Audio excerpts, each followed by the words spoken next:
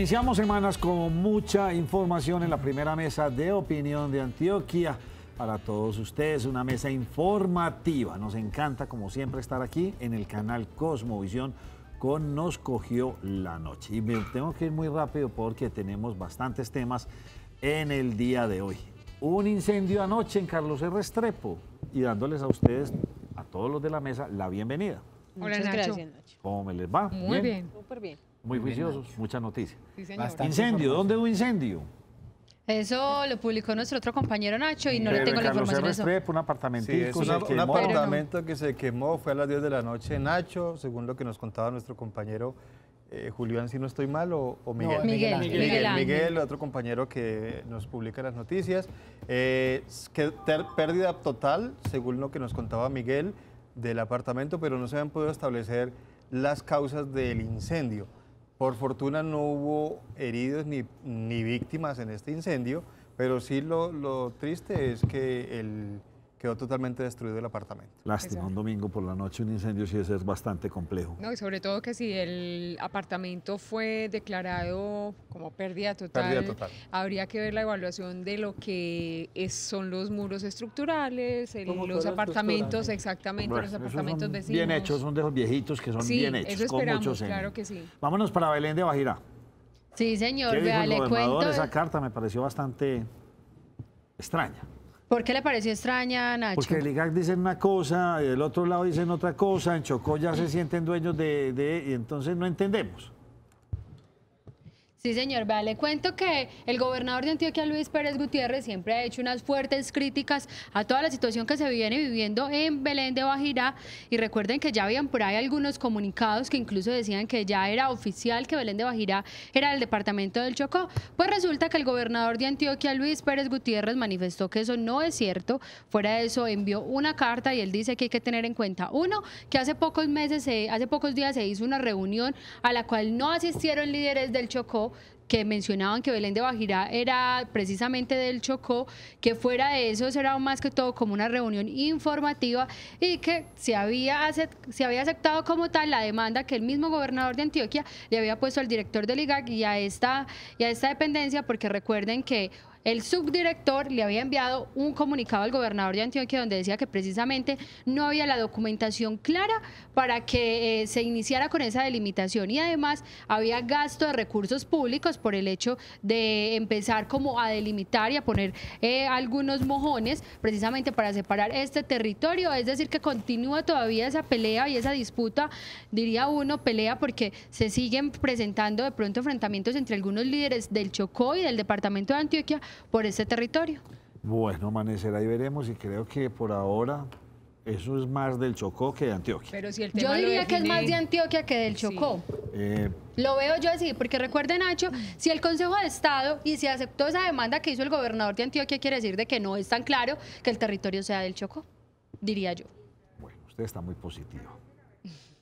Lili está pensando con el deseo, Nacho. Sí, Lili nos está No, volviendo una porque es mujer que es el piensa Consejo de con Estado el el que debe deseo. decidir. Pero es que mire que hasta el mismo presidente Santos, cuando se inició de manera esta disputa, pues también dijo, después de mucho rifirrafe de un lado y del otro, estire del tire y afloje, él dijo, no, vea, que sea el Consejo de Estado el que vaya a definir eso, mientras tanto hay que esperar, pero parece que por encima de las palabras del presidente estuvieran las del director del IGAC, porque después de eso es que salió el director diciendo se van a poner mojones y se pusieron, obviamente se destruyeron, pero después sigue dando declaraciones sobre que se van a seguir los pasos y entonces ahí es donde uno dice, bueno, aquí ¿quién manda? Lina, el director del IGAC le queda muy poquito en esta administración, es decir, que seguramente se va a ir y no va a cumplir con su objetivo, que era entregar este territorio al Chocó. Sí, señor. ¿Por qué veo tantos taxis, todos bonitos? Sí, señor, vea, recuerden, no sé si usted sabe, pero hoy es el día o la fiesta de la Virgen del Carmen, que es la Virgen de todos los conductores.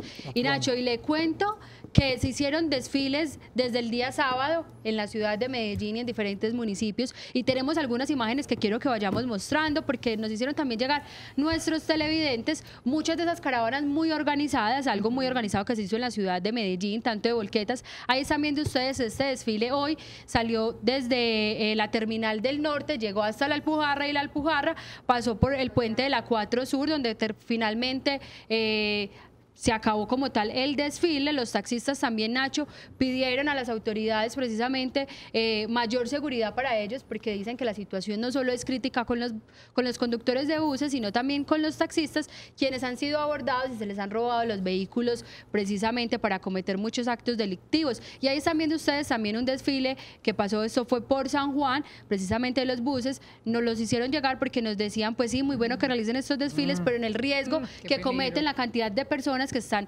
encima de esos vehículos, ahí lo están viendo ustedes, e incluso le cuento, Nacho, que habían personas hasta acostadas, menores de edad. Entonces, muy bueno que se hagan estos desfiles, pero ojalá que sea en orden, porque esto puede ocasionar algún accidente, y muy triste que lo que ellos consideran una fiesta termine en una tragedia. Nacho, esos recorridos generalmente van hasta San Javier, porque la iglesia de San Javier es la iglesia de la patrona de la Virgen del Carmen. Entonces, generalmente culminan allí, y por eso por San Juan y demás, porque llegan a San Javier, donde está la patrona. Bueno, secretario de Movilidad, aquí lo apreciamos mucho, pero mire, ahí tienen las imágenes. Esto no debe ocurrir ni siquiera en un festejo. No. Menos todavía. Bueno, y hablando de movilidad, entonces, ¿qué? ¿Estamos en paro? ¿No hay paro? ¿Las rutas frenaron? Duber, creo que usted hoy no quiso contarnos nada aquí. No, Nacho, sí, vamos a usted contar ya bastante está porque muy apenas pinchado. comenzó el programa. Pero Que al mediodía toda la le voy a información. contar que me pregunta usted por la ruta de buses y enseguida le muestro un video, Nacho. Mire, las rutas de buses todas están, las de Conatra ya a esta hora se encuentran en paro, estaba prestando servicio circular Conatra, pero en la tarde, cerca del mediodía, nos informaron que también había entrado en paro la circular, porque según algunos conductores, pues se habían acercado algunas personas en el centro de la ciudad, intimidaron a un conductor, le dijeron que si era que no le bastaba con lo que ya había pasado, que quería más muestras de lo que querían, lo que ellos podían hacer, y pues entonces que le dijera a los despachadores que no salieran más vehículos, pues que no dieran la orden de que salieran más vehículos, y por eso desde ese momento, Nacho, muchos conductores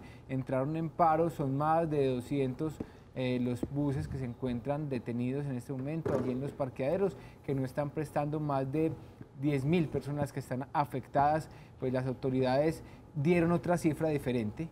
El secretario de Seguridad indicó que eran más o menos 70 rutas de buses las que se encontraban. 70 buses. 70 buses los que no estaban prestando el servicio, pero nosotros conversamos con los conductores y nos daban estas otras cifras. Pues ahí están las dos versiones. El secretario tiene una cifra, la Secretaría de Seguridad tiene una cifra y de pronto Movilidad, pero los conductores de las rutas de buses nos hablaban de otra cifra completamente diferente. Y sin uno conocer, Nacho, concretamente la cantidad de buses de cada ruta, 70 son muy poquitos. Y si usted hace cuenta de la cantidad de rutas que son, o sea, si la cifra debe ser más bien la segunda y no la del secretario. Nacho, ahí está la problemática. Este fin de semana muchos conductores salieron el sábado, varias rutas salieron no precisamente a festejar la fiesta de la Virgen del Carmen, sino para exigirle al gobierno municipal, a la administración municipal, garantías para poder ejercer allí las rutas con seguridad. Se unieron también algunos conductores de taxi, salieron por las principales vías y con fotografías pues, del conductor que fue asesinado el pasado viernes, pues salieron, Nacho, a exigirle precisamente a las autoridades acompañamiento. Esta mañana el alcalde de Medellín, la policía estuvieron pues brindando algunos detalles de la logística que están allí implementando con los conductores para brindarles las garantías, pero creo, Nacho, que es muy complejo. Hablábamos de que es casi que imposible montar un policía en cada bus, ¿sí? Pero igual se vienen adelantando labores por parte del Gaula. Como les decíamos, no siempre la policía está de uniforme, hay algunos de civil que están ahí en las rutas, pero no es hay que estar sirviendo la inteligencia. Nacho, es que, perdóneme, mi pregunta de la semana pasada me la Nacho, ¿dónde está perdóneme la expresión que voy a utilizar, pero es que parecen cucarachas. Agarran 2 y salen 5. Y yo cubriendo esta fuente de orden público, pues la policía y la fiscalía sí nos han mostrado resultados que en el noticiero hemos sacado los informes de que capturan extorsionistas, pero capturan 3 o 4, Nacho, y lo que hemos hablado, a rey muerto, rey puesto. Sí, los capturan y hay otros 5 o 10 allí esperando que les echen mano para ellos tomar el poder, montarse y posicionarse de ese negocio. Nacho, precisamente hablando del tema de Uber, el secretario de Movilidad de la ciudad de Medellín recuerda que cuando pasan estos casos se da libertad de rutas. Él decía que por el momento no se iba a dar esa libertad de rutas y me cuentan algunas personas que en la zona ya hay transporte, que está carritos que llegan a la zona a prestar el transporte informal, aprovechando que precisamente no hay ese transporte público que precisamente los pueda transportar. Y Gonzalo Merino de Azotrasval también mencionaba que uno, rechazar estos actos y dos, él hace un llamado de atención y él dice, pues sí, algo se había hablado, el tema de la tarjeta cívica iba a ayudar para el tema de vacunas, pero eso era solo parte de la solución, más no de la solución al problema. Y él dice que precisamente por eso se ven reflejados estos actos violentos hoy en la ciudad contra los conductores de buses. José Fernando Gil, ¿qué pasó? Nacho, le cuento que mañana va a haber corte en el servicio de acueducto en 2 sectores de la ciudad. Uno en el sector de Bello, concretamente de San José Obrero, Gran Avenida, La Florida, Madera, Cabaña, Cabañita, Toscana, Héctor Abad, Boyacá y Las Brisas. Este va a ser un corte de agua por modernización de acueducto en horas de la mañana y otro en la tarde, o mejor, ese sí de todo el día, de 10 de la mañana a 6 de la tarde, en el sector que en este momento está nada menos en medio de esta situación tensa de orden público. San Javier número 1, San Javier número 2, El Socorro, Juan 23, La Pradera, La Quiebra y Santa Rosa de Lima. Me gustaría saber a quién le va a cobrar la administración entonces la implosión de este edificio, por Dios. Sí, señor. Vea, el alcalde de Medellín nos había prometido la semana pasada que iniciando esta nos iba a dar algunos detalles sobre esto y resulta que él dijo que efectivamente la administración municipal y para tranquilidad de los propietarios de estos apartamentos del edificio Bernavento que fue derribado hace algún tiempo en la ciudad de Medellín, los que deben de responder, según lo mencionaba el alcalde de la ciudad de Medellín y que ya se está en esa acción, es precisamente los constructores. Y fuera de eso, el alcalde pide que se aceleren las investigaciones que se están haciendo por parte de la Fiscalía a quienes construyeron el edificio para que estas personas no pierdan todo su patrimonio, aunque ahí están mirando a ver qué se hace. Recuerden que se les va a devolver, precisamente esta semana se les va a devolver el lote. Habrá que esperar, Nacho, qué pasa, si realmente se adelantan las investigaciones y se puede recuperar algo. Nacho, y no es lo mínimo que eso lo asuma la administración. Si uno tiene en cuenta qué culpabilidad tiene. ¿La administración del edificio? No, la administración de la ciudad. Sí. De la ciudad. Pues, Sí, el papel de las curadurías, el papel, entonces, todo corre pues por cuenta. Obviamente, el constructor sí, pero los dueños de los apartamentos, ¿qué culpa tienen? No, eso sí, y además porque la situación económica en la que quedaron peor. Los responsables fueron quienes dieron el permiso. Sí, señor. Es ¿Quién dio el permiso de construir cosas malas? Entonces, Es lo que yo deberían diría a ser la los que administración. mínimamente deberían asumir Las el costo. curadurías que se supone que van y revisan y por que no Dios. van, porque realmente no están yendo a revisar, a hacer ningún tipo de revisión. Por Simplemente Dios. están Damos haciendo permiso, están desenglobes, construyendo lo que les da la gana, se documentación caen sin y nada. ¿quién responde? El que compró. Ah, muy El bien. propietario. José, José no, Germán Mendoza, sigue muy mal a la vía San Pedro de los Milagros, que veo que hay un televidente que nos manda fotos, sé que de pronto no las tenemos, pero como que está maluca la ida allá. Lo que pasa es que ya las habíamos pasado, Nacho. Él nos ha mandado muchas imágenes, muchas fotografías de la situación tan complicada que tienen en esa vía hacia San Pedro de los Milagros. Las pasamos hace un tiempo esperando que hubiera alguna respuesta. No sé si es que pasa con esas vías que se las chutan entre que son municipales, departamentales o nacionales y al final no las arregla nadie. Él nos sigue enviando fotografías porque nada que se ha arreglado el problema, Nacho, y pues es un llamado a quien le corresponda. No sabemos a quién le corresponde esta vía, pero para que le meta mano, porque estas personas tienen que pasar por ahí todos los días, se dañan los vehículos, riesgo de accidente, y parece que a nadie le interesara, solo al que se está quejando. Sí. Nacho, noticia. Sí, señor, cuénteme. Grave la situación. Acuérdese que aquí hemos hablado en días pasados de la situación de amenazas y asesinatos de líderes sociales, pero ahora son los periodistas objetivo de las amenazas de los grupos armados ilegales. En las últimas horas se conoció una amenaza contra Ginette Bedoya, acuérdese esta mujer que fue violada por paramilitares y que hoy en día es el símbolo de la libertad de expresión, por todo lo que ella vivió, ha hecho, digamos, que una campaña en contra de las acciones violentas contra los periodistas. Y esto que vemos ahora es lo que le llegó a María Jimena Duzán, periodista y columnista que, digamos, que encendió las alarmas. La Federación para la Libertad de Prensa, FLIP, se pronunció enérgicamente sobre este asunto y exigió que las autoridades, reconociendo que hay una unidad de protección que le ha brindado protección a algunos periodistas, pero pues no hay para todos, pero sí protección urgente a las personas que están recibiendo amenazas. ella, Ginette Bedoya, la gente de La Silla Vacía, algunos otros periodistas de la revista Semana, y en las últimas horas recibieron amenazas Jorge Espinosa y otro periodista de RCN Radio, inclusive Yolanda Ruiz, justo cuando estaban hablando de este tema. Es decir, ahorita ya se va a quedar uno sin... No se puede hablar de esto, no se puede hablar de lo otro, porque aparecen personajes amenazando a través de redes sociales. Este mensaje que le llegó a María Jimena Duzán, pues inmediatamente fue eliminado, una cuenta falsa seguramente, y estas personas, estos violentos, se escudan, se esconden detrás de estos perfiles, amenazan, y lo grave no es solo que amenacen, sino que ya hemos visto que en muchos casos hacen efectivas estas amenazas, como ha ocurrido aquí en el departamento de Antioquia y en otras partes. Los periodistas que están alejados de las grandes capitales, los que tienen que torear a los grupos armados ilegales y a los corruptos, son los que están siendo víctimas de esto. Ahora son estas personas muy conocidos, muy reconocidos, pues seguramente tendrán protección, pero no nos olvidemos de esos periodistas que están por allá, en el Bajo Cauca, en otras zonas apartadas, que tienen escasamente un teléfono celular y, como es, Duber, un botón de pánico para cuando los estén atacando. Muy complicada la situación, cobardía por parte de estos grupos armados ilegales que creen que un periodista tiene un arma diferente a la palabra, a la verdad.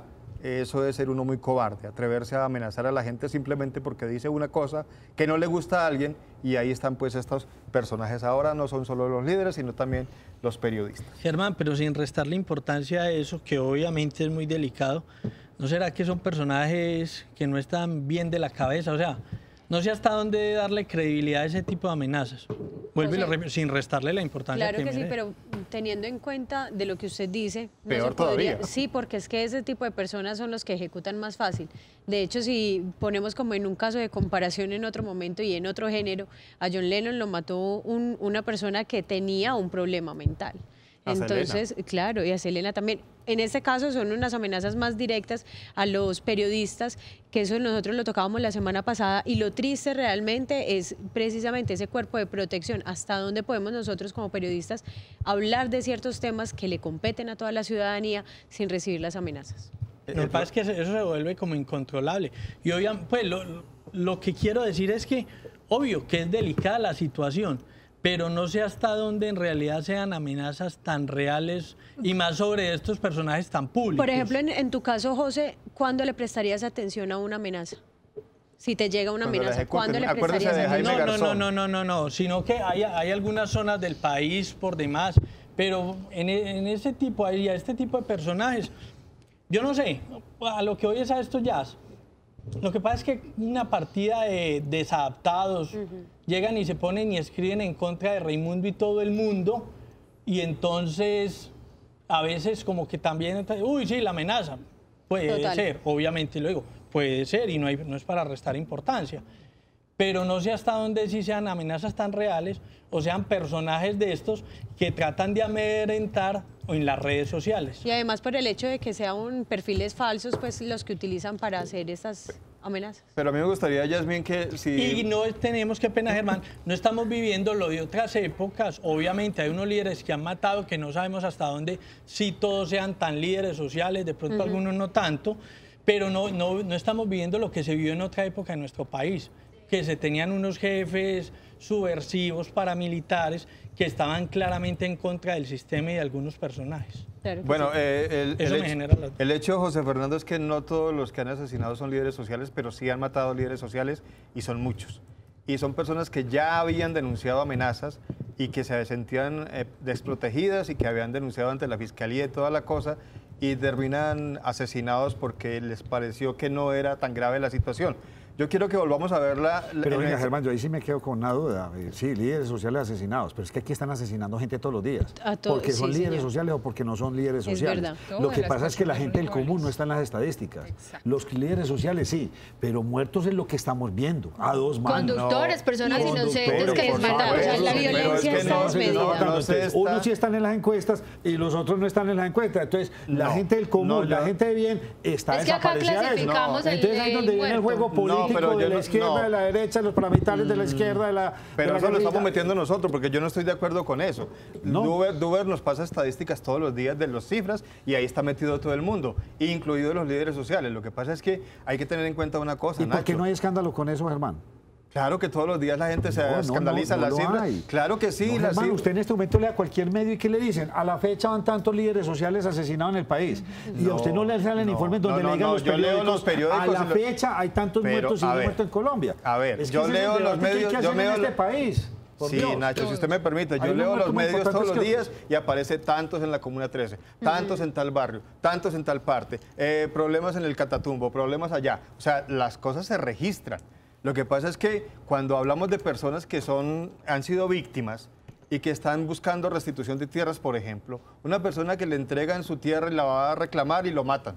Una persona que está organizando las comunidades, mire lo grave que estaban denunciando en estos días las víctimas propias. Estaban diciendo, muchas de estas personas que están siendo asesinadas fue porque decidieron no volver a cultivar más coca, hacer sustitución y promover la sustitución de cultivos, y como eso no le conviene a determinados grupos, entonces los asesinan porque está yendo en contra del negocio. Es que son dos muertos distintos, uno es un político y el otro no. Uno sirve para campañas políticas y el otro no sirve para campañas pero políticas. Pero es que estaríamos como, sí. Ahí sí estaríamos por debajeando a los líderes. Pero es que mire, Germán, yo creo que... al ciudadano del civil. Mire que la semana pasada se hablaba precisamente de que diferentes fuentes, depende de a quién le preguntara, registraba un número diferente de víctimas. Y eso incluso lo trajimos a colación, de que entonces no había una cifra total para decir, venga, en Colombia en este momento hay tantas personas asesinadas a causa de la violencia, sean líderes o no. Sí, totalmente. Por eso, es que yo creo que lo importante no es quiénes sean, lo importante es que son muertos. Simplemente se ha disparado una cifra de cierto grupo de la población que está siendo afectado por esta situación. Miren lo que pasa aquí. Entonces, feminicidios. Y llevamos la cuenta, ¿cuántas mujeres asesinadas este año? Claro, entonces ahí viene el debate, pero si es que los hombres son 1000 veces más. Entonces, también, obviamente, toda muerte duele, toda muerte es importante. Lo que yo digo es que, claro, hay algunos grupos de población que son más vulnerables que otros. Y además porque es que, sí, obviamente, y hay unos ajustes de cuenta. El asunto era como lo que manifestaba José ahorita, que no está tan grave la situación como en otras épocas, hace, pues en los 90, de pronto que fue como una época muy violenta, pero si nosotros no le ponemos ni le prestamos atención debida a esos asesinatos, independientemente de que sean líderes, por restitución de tierras, por cultivos, por lo que sea, o que sean unas personas del común y del silvestre, si nosotros no le prestamos atención a lo que estamos haciendo, las cifras van a tender a aumentarse. Claro. O sea, ese es el llamado. Yo creo, Yasmín, que el error está, perdone que le interrumpa, es en relacionar a esos líderes sociales con temas de política, porque políticos, pero Germán, no, es que ahí se pega Petro y ahí no, se pega la izquierda, por eso, cuando son por de, eso, pero que lo hagan ellos, Nacho, se que lo pega Uribe y el resto por de eso, gente, que lo hagan ellos, que lo hagan ellos, pero nosotros Germán, no. La gente les copia. No, pero es que nosotros aquí cada vez que hay un muerto nadie copia. ¿Cuántos muertos hemos crecido frente al año pasado? Nacho, 76 muertes más. Eso, por eso, pero lo hablamos. Esa es la importancia que hay que dar. Esa cifra de líderes sociales, esa sí está. Y todos los días todo el mundo. No, las cifras un asunto político. No, es mucho más escandaloso la muerte de un líder que de cualquier ciudadano. Pero ¿sabes por qué es la situación? No, Yasmín, a mí me parece que no se puede empezar a clasificar una muerte porque sea un líder social. No, porque obviamente lo que dice Nacho, Liliana, pero es que no le estamos prestando atención ni siquiera a la muerte de un niño, a una mujer, a un anciano, ni un líder social. No le estamos muchas prestando veces atención. clasificamos. Entonces, lo que dice Nacho es cierto. Aquí se nos últimamente, porque esto, pues sí, cuando uno habla de la muerte de un líder se hacía el escándalo, pero últimamente, ahorita resulta que lo hemos vuelto en un escándalo mediático y que lastimosamente se están aprovechando políticamente para participar y para hacerle creer a la gente que es que son simplemente los líderes sociales y que los están asesinando por eso. Recuerde que no hay una cifra que diga que todas esas personas fueron asesinadas por estar cumpliendo su labor de líderes sociales. Pero, y lastimosamente, pues espérame Germán, y lastimosamente hay muchos líderes sociales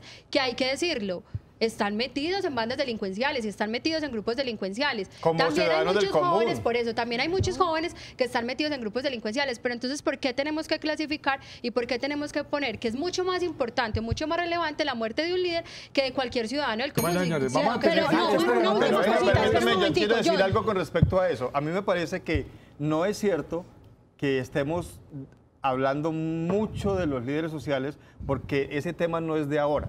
Ese tema, vaya, yo veía todos los días una persona que publicaba ahí en el Facebook nuestro. Están matando, van tantos, desde hace un año hasta 2. Apenas ahora que comenzó como a dispararse la cifra fue que comenzaron a pararle bolas al asunto. Ese tema no se había tocado. Aquí no importa a quién maten. Si matan a un político, estoy seguro que nos rasgaremos las vestiduras todos, porque es un político. porque es fulano de tal o sutano, un atentado contra este o el otro. Claro, tenemos que pararle bolas a todos los crímenes, sea quien sea, por supuesto, pero no es este es más importante que otro, en eso estamos de acuerdo. Usted insiste en que no es una cosa política. No, lo que yo insisto, Nacho, sí, es pero político. permítame, las muertes de las personas son reales, no las está inventando nadie. Que aprovechen algunos eso para hacer política, eso es problema de ellos. Nosotros aquí en esta mesa cumplimos con contar la situación y llamar la atención sobre los periodistas, sobre los abogados, sobre los taxistas, conductores de bus, sobre líderes sociales, sobre todos. Nosotros aquí se supone que no estamos salpicados de ese tema. Ellos verán si lo utilizan como campaña política y como plataforma. O sea, relacionar el tema de los líderes sociales con política o con izquierda, por ejemplo, eso es un error que no podemos cometer. Simplemente son personas. Que el señor Petro, que el señor aquel, el de allá, eso es problema de ellos y la gente está pendiente de ver eso. Pero nosotros aquí como periodistas simplemente hablamos del asunto porque eso son cosas que tenemos que hablar para que después no digamos que no hablamos de ese tema, que nos pasamos de agache. Me parece que hay que darle la relevancia. Yo considero que, bueno, ningún homicidio es justificable, ninguno es justificable, pero hay unos que duelen más que otros y eso sí, al menos a mí unos me duelen más que otros. Por ejemplo, un homicidio por violencia intrafamiliar duele mucho más que un homicidio por confrontación entre grupos delincuenciales, claro. Que lo decía el alcalde de Medellín esta mañana, el 70% de las muertes ocurridas en la Comuna 13 tienen que ver precisamente con confrontación entre bandas, personas que han tenido algún tipo de antecedentes. No es justificar ningún homicidio ni clasificarlo, Nacho, pero son las circunstancias que unos llevan a otros. Por ejemplo, un tema de violencia intrafamiliar, un crimen de violencia intrafamiliar. Es una persona de pronto que se está defendiendo o por celos, algo sentimental, mientras que por confrontación armada es un crimen de pronto buscado, alguien que está allí defendiendo territorios, cobrando vacunas, intimidando a la gente. Usted está catalogando un homicidio. Sí. Entonces, si se matan los pillos, allá quedaron los pillos muertos. Pero si se matan los líderes sociales, o cuál escándalo en el país, por Dios, no podemos catalogar los homicidios, es mi pensamiento. Yo hago una apreciación y estoy de acuerdo con ustedes de no catalogar los homicidios. El asunto es que cuando es independientemente que sea un líder o una mujer, por ejemplo, que tiene, digamos que cierta representatividad en una comunidad, es mucho más difícil reemplazar la labor que esta persona está haciendo en beneficio de los derechos humanos o sociales de una comunidad. Es mucho más difícil reemplazarlo. Por ende, perdóneme un momentico para yo concluir un momento, Nacho, pero si me deja terminar yo le doy como mi idea. Pero no es solamente eso, es que lo que pierde es la comunidad también que está siendo defendida. Pero cualquier totalmente, sí, pero es que imagínense en cuántas personas, totalmente de acuerdo, pero imagínense en cuántas personas están haciendo su lucha porque son desplazados de una comunidad, encuentran un líder que toma su vocería, lo representan y lo asesinan. ¿Cuántas personas se están perdiendo nuevamente y los están acallando para que vuelvan a recuperar, digamos que todo ese proceso? Obviamente es un padre de familia, a mí me dolería muchísimo. El asunto es que no podemos, digamos que pasar por largo la situación que se está presentando en el país. Hay que prestarle atención, independientemente que sean líderes, sean mujeres, sean niños. Estamos, o sea, es que es como normalizar los asesinatos y es con eso con lo que no estoy de acuerdo. Termino el debate aquí, señores. Termino el debate porque es como a conveniencia. Porque mire, se habla entonces de feminicidios y se asesina una mujer en la ciudad de Medellín o en cualquier parte del Valle de Aburrá y se hace el escándalo de feminicidio, ¿cierto? Porque no es una mujer. No sé si será el término correcto decir un homicidio. No, eso no ¿Cuándo se habla de eso? ¿No? Se murió, mataron a dos, mataron a tres, pero es catalogado. Entonces, pena, cadena perpetua para aquellos que maten niños. Entonces, ¿por qué para un anciano no hay cadena perpetua? Todo está catalogado. Entonces, o sea, todo eso está diferenciado. Entonces, ahí es donde nos estamos enredando. Un asesino es un asesino y punto. Total. Mate un niño, un adolescente, un joven, adulto, lo que sea, es un asesino. Y debería tener unas penas ejemplares. Y que hay que buscar más allá, Nacho. Por ejemplo, no se puede decir 70% de los homicidios son porque están metidos en combos. Vayamos más allá, claro. Es que porque están metidos en los combos. Y finalmente, frente al tema de esos homicidios de esos líderes, que obvio son muy importantes pues eso, y son preocupantes que se presenten, y como Germán lo decía, eso se viene presentando hace quizás más de un año, pero desafortunadamente el tema es viral. Hace un mes. O sea, se presenta y se presentaba y tristemente se seguirá presentando. Y no le importaba a nadie. Y no le importaba a nadie, pero se viralizó hace un mes.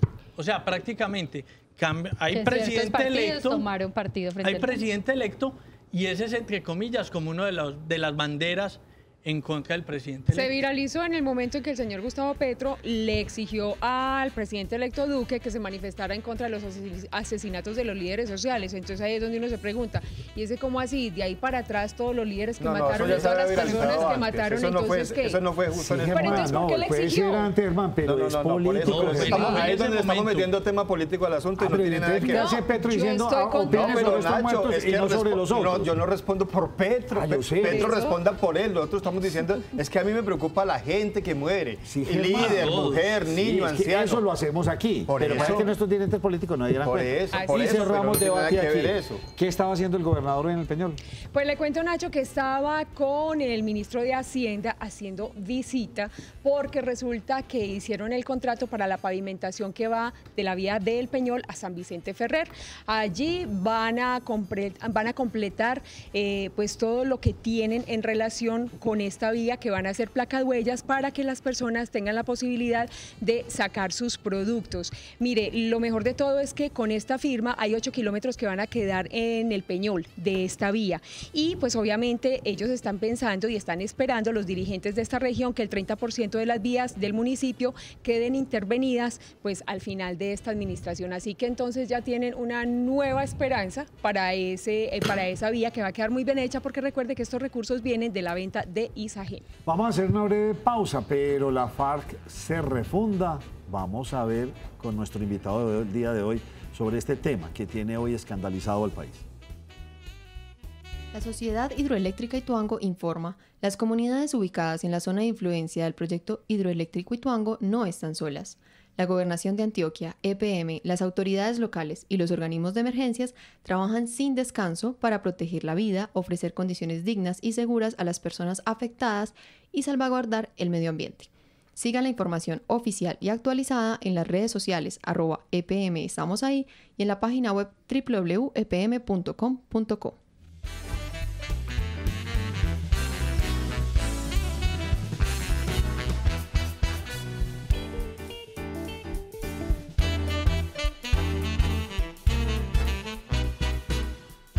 Y se casan. Bueno, eso. continuamos en la primera mesa de opinión informativa de Antioquia. Aquí estamos felices con todos ustedes después del debate que acabamos de tener.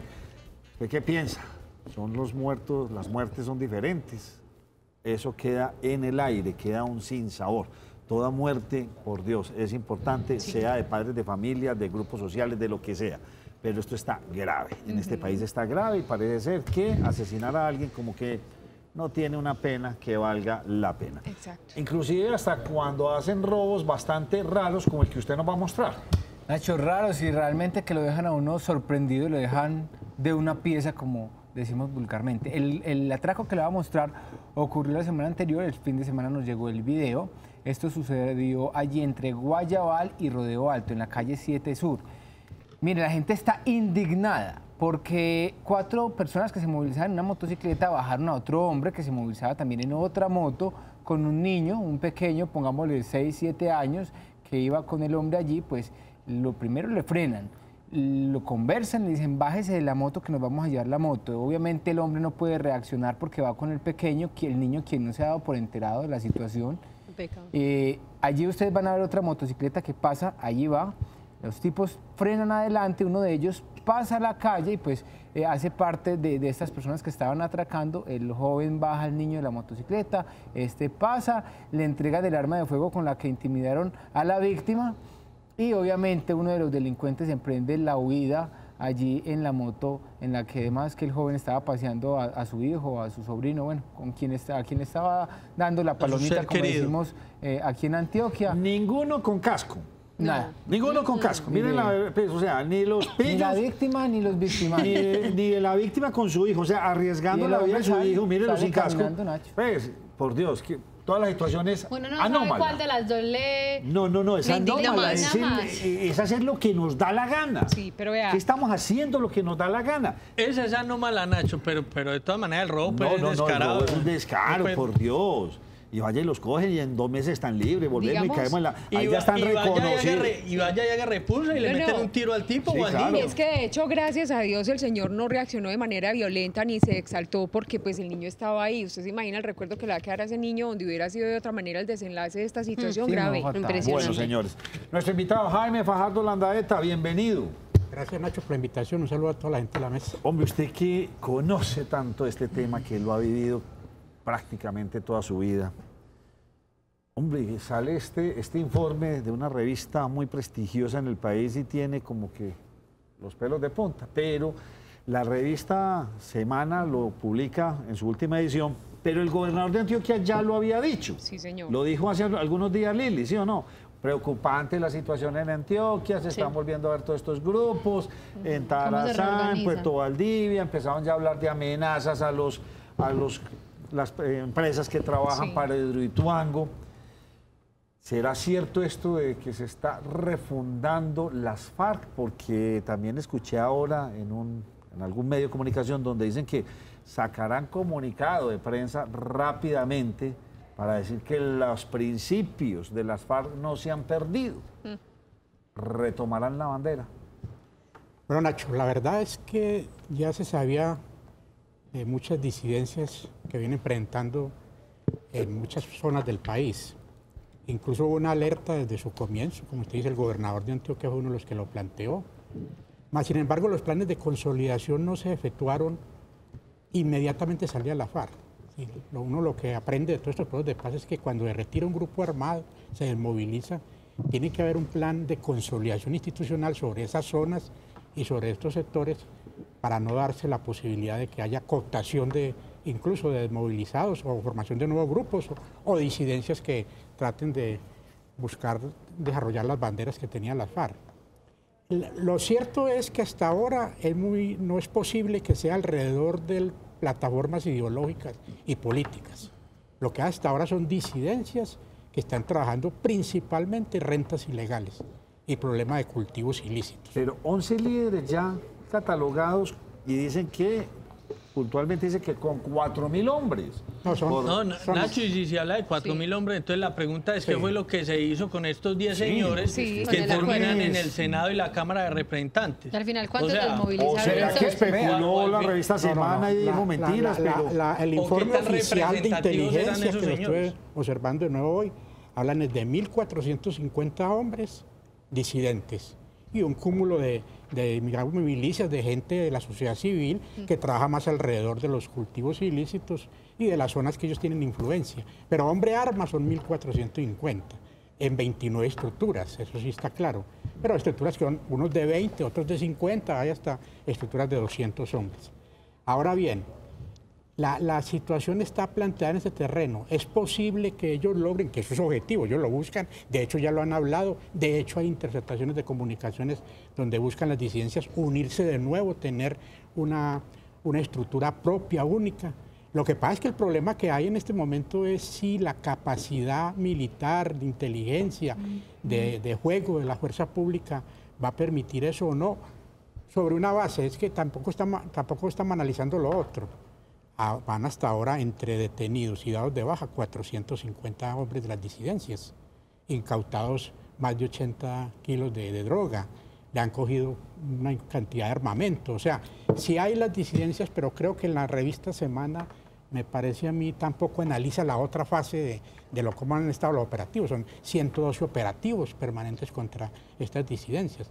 O sea, existe el riesgo de ello, pero yo no lo veo pues que como tal ya esté configurado. Es una alternativa, es una posibilidad, pero tengamos en cuenta que también la fuerza pública quedó con una fuerza que se desplegaba hacia la FARC muy libre para combatir estas disidencias, y lo vienen haciendo. Solamente en la gente en el lado del Putumayo, la mano entrante, tuvieron 30 en un solo operativo, o sea que eso sí llama la atención, pero todavía no creo que esté en el marco pues, de configurar ya una asociación o una organización con mando propio y con estructuras propias. Nacho, y hago el comentario más trivial del asunto. Pero entonces a Juan Manuel Santos le dieron el premio Nobel, ¿por qué? Pues no entiende uno. Porque si en últimas se están reorganizando las disidencias de las FARC, son 29 grupos que se están reorganizando. No, pero, O sea, todavía... proceso de paz fue semifracaso. No, pero todavía no está pues en la situación que pueda desconocer lo que se ha logrado, porque estamos hablando de 8.000 desmovilizados y más o menos 4.000 milicianos al servicio de las FARC. El promedio internacional está entre el 10 y el 15% la gente que se devuelve, que retorna, o sea que todavía tiene un nivel de manejo por parte del Estado. El problema está en si el Estado va a ser capaz de cumplir su tarea. O sea que es algo que era de esperarse. Sí, es decir, el M-19 desmovilizó 600 hombres y le quedaron 120 por fuera. El EPL desmovilizó 2.000, le quedaron 250 por fuera. Así es pasado con todos los procesos. Lo que pasa es que en este caso estamos hablando de una organización que es 3 o 4 veces superior a las que se han desmovilizado. Y tenemos en este momento oficialmente 1.450 hombres, que ya es preocupante, pero todavía está en la media internacional que se da para estos casos. ¿Cómo se confía de que esa cifra no sea más alta? O sea, ¿quién da fe de que esa cifra es cierta? Esa sí y que al principio era mucho más baja. Exactamente. Sí, claro, eso ha ido aumentando, claro. No, la inteligencia militar tiene lo que llama el trabajo entre líneas, que es el trabajo de penetración. Eso no lo hacen únicamente desde afuera. Entonces, los 4.000 hombres de los que habla la revista es... Ellos se meten todo, porque meten lo que son las bases sociales que toda organización tiene. Toda organización, sea de derecha, de izquierda, los simpatizantes, las milicias, la gente que le hace la tarea de logística. Entonces ellos meten todo ahí, pero hombres armas son 1.450. Yo le quiero preguntar una cosa. ¿Este grupo de reorganizarse o de reagruparse no sería considerado una guerrilla porque no es su intención lograr el poder, llegar al poder? Mira, yo te quiero comentar lo siguiente. Cuando ellos toman la tarea de convertirse en disidencia, no lo hacen en sí en contra de que la negociación iba en contra de las banderas ideológicas y políticas de ellos. ¿De ideología nada? No, ellos lo hacen es fundamentalmente porque van a continuar con la actividad de rentas ilegales, del secuestro. Mire lo que está haciendo este señor Guacho en el sur. El asesinato de estos periodistas, el asesinato de esta pareja de comerciantes. Entonces, no hay una bandera ideológica que los unifique como plantea el derecho internacional. Pero entonces, ¿para qué decir que están tratando de organizar otra vez las FARC? No les conviene, quedan haciendo delincuencia común, sin bandera y sin nada, y siguen haciendo delincuencia. ¿Para qué decir que van a tener otra vez las banderas de las FARC? Porque indudablemente el problema del microtráfico, el narcotráfico, las rentas ilegales es un negocio muy grande. No, eso lo tengo claro, pero ¿para qué hacerlo bajo las banderas de la FARC? Porque no hacerlos calladitos, sin ninguna bandera, y a ella quedó como una bacrino, como el Nacho, porque de todas maneras, porque es que de todas maneras el nombre FARC, claro, eso tiene peso, todo lo que han hecho. Y de todas maneras hay zonas de influencia anteriores de la FARC donde hablar como FARC de todas maneras mueve ciertos sectores sociales, no lo moverán en las grandes ciudades, pero hay zonas donde ellos tuvieron presencia, donde hablar de la FARC a ciertos sectores sociales, sobre todo campesinos o gente que siembra la coca, les sirve, les da cierta confianza. Jaime, con el tema de Iván Márquez, se podría pensar que le está esperando es como el ser. Déjeme que dé la noticia, Yasmín. Sí, Nacho, porque le comento que Iván Márquez ahora en la mañana dio una manifestación por escrito en el que resaltaba 3 puntos para él no ser o no asistir al evento que va a ser el 20 de julio para tomar posesión como senador de la República de Colombia. Las 3 situaciones que maneja es la situación de Santrich, como esa confusión, y él manifiesta todavía que es un hecho como de trampa y de duda que le pusieron a Santrich, el tema en que en el momento se está ejecutando la JEP como está en este momento, no fue lo que se acordó, y la otra, la reforma política. Ante esto, el señor Gustavo Petro un mes atrás le había solicitado también por manera escrita, como en la carta que están viendo, le había solicitado a Iván Márquez que por favor tomara posesión y dice lo segundo: aseguro que estará el 20 de julio, es decir, el próximo viernes estaría esperando él y los líderes de la antigua guerrilla, hoy partido político, listos para defender la paz desde la legalidad, y quiero que su presencia demuestre que la generación que hizo la guerra desde la rebeldía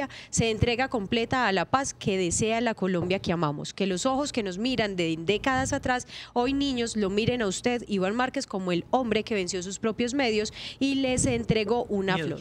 Eso es una situación de una carta que le envió Gustavo Petro a Iván Márquez hace un mes. Hoy en la carta que él hacía ya como, digamos que punto final a su decisión de no tomar posesión el 20 de julio como senador, le da sus agradecimientos por estar pues pendiente en este proceso, pero él no tiene como las garantías Iván Márquez. Y frente a eso yo le hago una pregunta, Landaeta. En estos momentos se podría decir, llegado el caso hipotético de tomar nuevamente esa fuerza, la guerrilla de las FARC, ¿estaría a cabeza de Iván Márquez y del Paisa? No lo creo que inicialmente esté en cabeza de ellos, porque Iván Márquez lo que está es reprochando un proceso de implementación de los acuerdos y está diciendo de que no se está cumpliendo con lo pactado. Indudablemente, yo soy uno de los que considero que en la implementación de los acuerdos hay fallas pues, bastante graves. Es un proceso bien negociado, mejor que los otros, pero mal implementado. Mal implementado. Incluso en la Justicia Federal de Paz se acaban de meter 2 artículos que no tienen nada que ver con lo acordado en La Habana. Yo creo que la Corte Constitucional va a definir eso como inconstitucional, ¿verdad? Porque realmente se está trabajando sobre una reforma constitucional que ya está vigente y se hace este tipo de observaciones. Pero yo creo que la salida de Márquez no es la más oportuna, no es la más eficaz. ¿Debería ir el 20 de julio ya? Me parece que debería estar dando la pelea. El retroceder en este momento le da toda la razón a quienes están diciendo que el problema es que le está huyendo a una posible pedido de extradición de los Estados Unidos en cabeza de él. Y lo que deben hacer es dar la pelea de frente. Santrich se equivoca también si considera de que entonces no va a ser juzgado con los respetos del debido proceso y el derecho de defensa. Lo que pasa es que no estaba funcionando la JEP. La JEP no empieza a funcionar ahora. Y mire ya el impacto que tiene. Va un general de la República, van los mandos del Estado Mayor ya a presentarse a la JEP y empieza el proceso que no había podido empezar porque la ley de procedimiento de la JEP no había sido aprobada. Y nos demoramos casi 2 años para que se aprobara ese proyecto de ley. Pero ¿cómo leer entonces que Iván Márquez se encuentre en esta zona de reincorporación? Es un grave error. Él lo que está haciendo es en cierta medida presionar también para que se cumplan ciertas cosas, pero también dando la sensación de que estamos casi en una zona donde podemos irnos ligero. A 2 de minutos nuevo. nos metemos otra vez en la selva. Es un grave error. Yo creo que es un error grave. Él mismo está afectando el proceso. Él debía posesionarse y dar la cara. Si lo detienen, bueno, vamos a dar la cara y vamos a ver si tiene responsabilidad. Pero con todo esto lo que estaba diciendo, lo que estaba dando el mensaje es que de pronto sí lo van a detener. Pero es que incluso ya digamos que el pronunciamiento se da que la persona que lo respalda o que lo reemplaza a él es Israel Alberto Zúñiga Iriarte, alias Bencos Biojó. Pero entonces en el caso de Santrich, ¿quién ocuparía esa curul? Porque no creo que él pueda asistir por el proceso legal. Tiene que ser otro. Ellos van a decidir en estos días quién va a la Cámara de Representantes. Y ya el Senado está claro, Biojó va al Senado por... Pero vuelvo a insistir, la estrategia que ha desarrollado, en este caso Márquez, no le conviene. Es mejor lo que ha hecho Timochenko. Timochenko desde un comienzo dijo, no, presentémonos ante la ley y el que tenga deudas que las pague. Sí. Así lo logró decir en una ocasión. Y yo creo que eso es lo que tienen que dar ahora, porque lo demás es dar argumento. Ahora vamos a estar ante un gobierno que todavía no sabemos las definiciones que va a tomar. Unos hablan en nombre de Duque y Duque que tiene que hablar, que tiene que decir, no lo ha dicho. Por ejemplo, ahora frente al referéndum que para modificar los acuerdos, Duque no ha hecho nada frente a eso.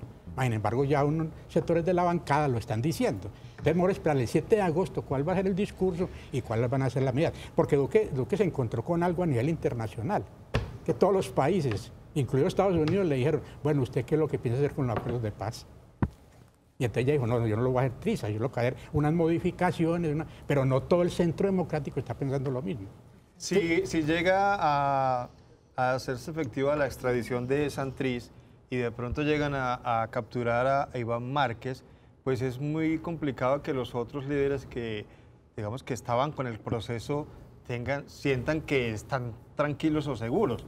Eso podría hacer que eso que está publicando la revista Semana se disparara, es decir, más gente decidiera más bien irse al monte y regresar, o eso no es posible. Pero Germán, mira que el caso Santrich está en este momento en la Justicia Especial de Paz. Y pero analizando las fechas. Sí, la fecha. Pero mire que es que aquí hay una discusión bien interesante. Para usted tener posibilidad de coger las evidencias sobre que esto se hizo después de los acuerdos, usted necesita analizar las evidencias. Esa es la discusión la que tiene que dar la JEP, tiene que darla. Entonces el Congreso le dice, no, únicamente pronuncia frente a la fecha. Sí, pero la JEP le está contestando, y ya le contestó la presidenta de la JEP. Sí, pero puede analizar si fue antes o después. Yo necesito mirar las evidencias que tiene, que están demostrando que fue después, con lo cual se solicita la extradición. Entonces, es el procedimiento que se debía haber hecho ya hace rato, pero como no había digamos, el funcionamiento de la JEP no estaba planteado. apenas ahora. Entonces, cuando eso se diga, cuando la JEP diga, sí, realmente se cometió, por ejemplo, el delito después de firmado el acuerdo y se pida también extradición a Márquez, la JEP también tendrá que analizar el caso. Y si la JEP considera que fue cierto, pasa a justicia ordinaria, como está en el acuerdo. Se quitan todos los privilegios de la justicia transicional. Pero si la JEP dice, no se cometió después de los acuerdos, sino antes de los acuerdos, hubo delito, pero antes de los acuerdos, como tal yo lo mantengo en justicia de paz, la extradición no se puede dar. Y uno pensaría que los otros líderes, Nacho, si tienen la conciencia tranquila de que no hicieron nada después de las fechas, no tienen por qué sentir ninguna inseguridad de que en algún momento van a terminar enredados también en un proceso similar. Pero yo le quiero decir algo, por ejemplo, en otros procesos anteriores ha habido llamados de la justicia y lo que se ha hecho es acudir y se ha demostrado que no ha habido problemas con eso. Me parece que en este momento, por todo lo que está alrededor de este proceso y por los errores mismos de la FARC, ha cometido muchos errores.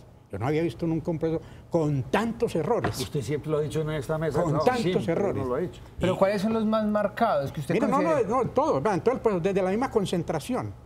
La experiencia mostró desde el 90 para acá que hacer concentraciones en sitios tan lejanos, porque es únicamente para desmovilizarse y no para reincorporación. La gente debe salir después de entrega de armas y debe hacer unos procesos de reincorporación de formas distintas. Yo se lo dije eso a las FARC. Es un error. En el 90 fueron 6 meses de concentración, se entregaron armas y salieron ahí mismo. Y vamos a empezar los procesos de reincorporación con las instituciones donde debe ser. Aquí alguna gente se puede quedar allá, pero no permanentemente en las zonas territoriales. Que de hecho recordemos que el gobierno amplió el plazo un año más, Nacho, lo dijimos hace 15 días. No, incluso algunos empezaron a decir, alguna gente salía a hacer tareas producto del proceso de paz, ya se voló alguien, ya no están en los campamentos. Entonces eso da una interpretación muy mal. La otra cosa es algunos mensajes que mandó la FARC, por ejemplo, cuando le preguntan a Santrich, ¿usted se va a someter a la justicia? Vamos a ver si eso no son mensajes, quizás. Es hasta burlesco. Ellos han cometido errores. He visto que últimamente han tratado, pero bueno, le han tenido que golpear incluso políticamente. Sacaron sino 50.000 votos, no fueron el castrochavismo el poder, no se tomaron el gobierno, pero ya todo eso funcionó. El señor Márquez dice que lo de Santrich es un montaje judicial. Que por eso es que no han podido presentar las pruebas de que se cometió exactamente el delito después de diciembre del 2016. Y lo mismo dirá Márquez de su caso particular y si resultan otros. O sea, ¿es posible que eso sea cierto, que no haya realmente pruebas suficientes para eso y al final estén tratando de extraditarlos a todos? No, pero hay una cosa que va a funcionar. Pero es que el temor que tiene con la Justicia Federal de Paz, va a haber un periodo determinado de 3 meses que va a esperar después de que empiece el funcionamiento y los procesos de 3 meses de la Justicia Federal de Paz para que las pruebas, la evidencia le lleguen. Si no le llegan, donde hay que tomar medidas y juzgar y decir no hay pruebas en este momento en manos de la Justicia Especial para decir si el delito se cometió antes o después.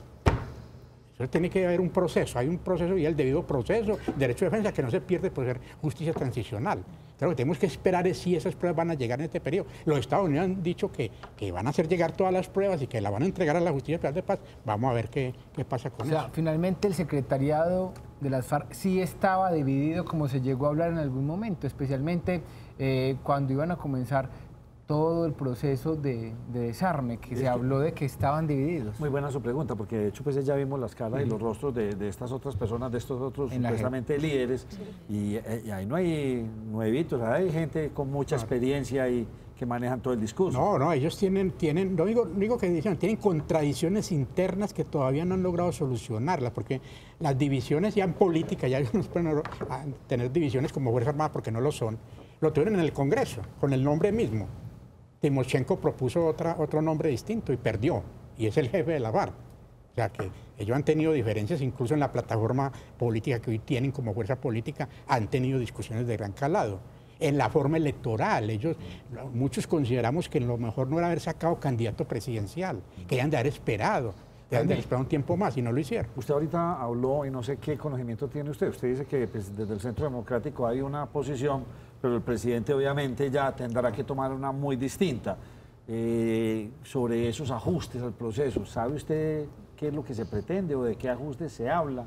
No, el presidente ha sido cauteloso, el presidente electo ha sido cauteloso después de la gira internacional sobre todo, Sí. ha sido muy cauteloso, pero resulta que tiene una presión de la bancada parlamentaria, que plantea 3 puntos, ¿no? La justicia especial de paz, ese es uno, plantea modificar el problema de la participación política, que Muchísimo. no cambia las armas por política, qué más va a hacer? Y otro punto no recuerdo en este momento, pero entonces el problema es que esa decisión, si la va a hacer por la vía referendo o como la va a hacer, tiene que plantearla es el presidente. El presidente tiene que tomar la iniciativa y el 7 de agosto darnos a conocer en su discurso que el acuerdo de paz lo va a continuar, pero va a tomar unas modificaciones por esta bien tal sentido. Entonces lo están presionando desde los Y propios esas partidos. modificaciones a las FARC obviamente no les gusta. No, pues ¿cómo les va a gustar? ¿Y qué pasa si el presidente ahora el 7 de agosto sale con ese discurso, dice voy a hacer esto? Entonces, ¿qué? Las FARC entonces dicen, qué pena, señor, nos devolvemos y reculamos con todo este proceso. Lo primero es que eso no solamente decir qué cambios va a hacer, sino con quién lo va a hacer. Es que hay una contraparte que todavía hace parte de los acuerdos de paz. Y lo que está en este momento en el blindaje, que también se puede romper, pero en el blindaje que tiene 12 años por la Corte Constitucional, y ya de hecho pues están planteando modificarlo, se plantea realmente que la contraparte tendrá que ser consultada. Y hasta ahora las FARC, que es lo que más han llamado, no están siendo consultados para nada. Y ellos no están haciendo como el debido trabajo para que eso sea así. Yo tengo una pregunta, doctor Fajardo. Se habla de que estas disidencias, que ya están cabecillas plenamente identificados y número de hombres con sus colaboradores, están en directa comunicación con los ex jefes de las FARC.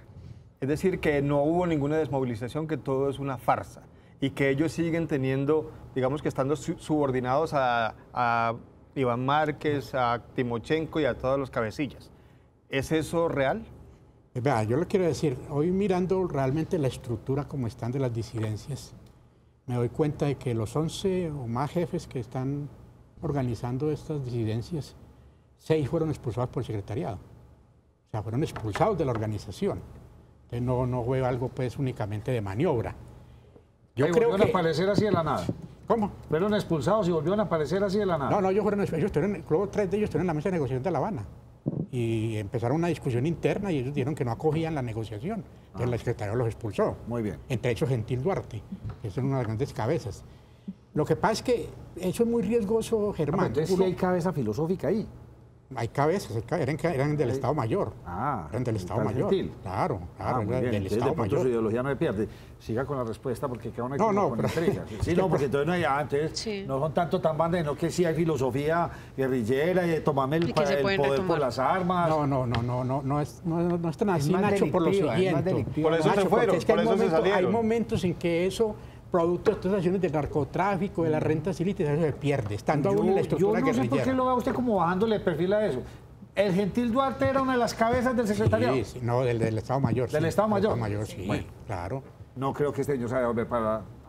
Lo que pasa es que Ok. Nacho, acuerde No, que pero por ideología. uno trabaja en la Él tiene en ideología, estos el momentos otro el en la mayor política. control de territorios con cultivos ilícitos. Imagínese. O sea que la fuerza está en eso, no está en su programa de lucha revolucionaria. Yo no lo creo, pues que... Usted me le estaba contestando, Germán, y yo lo interrumpí. Sí, Germán. No, la pregunta era esa. ¿Todavía las FARC, ahora grupo político, tiene injerencia en las FARC que quieren refundar o este grupo de disidentes? Porque lo que se cree es que no hubo tal desmovilización, que hay unos que aparecen posando y que de todas formas siguen mandando sobre estos que serían como su ala armada. No, yo creo que ese tipo de errores estratégicos y tan de fondo, que es una puñalada al corazón mismo de la paz y de ellos, porque es que comprobarse todo eso estaría en entredicho la desmovilización y la presencia de ellos en la vida política. Ese solo hecho llevaría a que tuvieran orden de captura, porque están haciendo doble juego en la vaina política.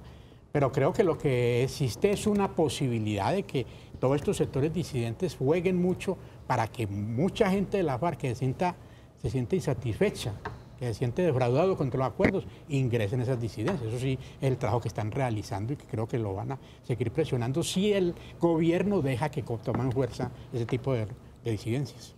José, una de las cosas que nos habían dicho en todo este asunto del proceso de paz que ya lleva muchos años era que íbamos a recuperar 1 o 2 puntos del PIB. Pues obviamente ya no íbamos a tener guerra y ya no íbamos a tener que tener tanto hombre armado en este país. parece ser que eso no va a poder ocurrir en los próximos años, mientras siga creciendo las bandas criminales, todos estos delincuentes que hay en todas partes, cuando aparecen estas disidencias, más los helenos, más los otros, o sea, ese asunto económico no nos va a dar esa tranquilidad, José. Sí, Nacho, es que, entre comillas, esa es, digámoslo así, como una mentirita piadosa, porque todo parece indicar que independiente de disidencias o no, esos 2 puntos más que en algún momento se mencionó, se iba a crecer más en el PIB sin las FARC en el escenario, eso no es real. O sea, desafortunadamente para nuestro país, ese hecho no es real. Lo que había que analizar en eso, y luego como economista más que como analista de estos temas, es si la inversión extranjera va a crecer o no, o está creciendo.